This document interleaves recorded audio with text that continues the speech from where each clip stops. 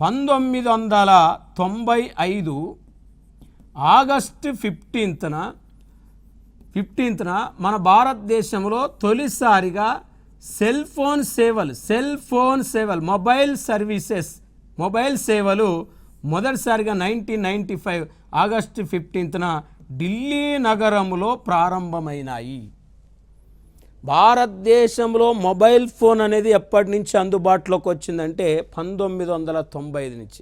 అంటే 95 పూర్వం మన దేశంలో మొబైల్ సర్వీసెస్ లేవు, ల్యాండ్లైన్ సర్వీసెస్ ఉన్నాయి. తొలిసారిగా మొబైల్ సేవలు 1995 ఆగస్టు 15న ఇక్కడ సెల్ ఫోన్ సేవలు ఢిల్లీ నగరంలో ప్రారంభమైతే గ్రామీణ ప్రాంతాలకు టెలిఫోన్ సేవలను అందించే ఉద్దేశంతో భారత ప్రభుత్వం మెయిన్గా 2000 సంవత్సరంలో బిఎస్ఎన్ఎల్ భారతీయ సంచార్ నిగమ్ లిమిటెడ్ని లాంచ్ చేసింది. భారతీయ సంచార్ నిగమ్ లిమిటెడ్ని 2000 సంవత్సరంలో లాంచ్ చేసింది, ఏర్పాటు చేసింది.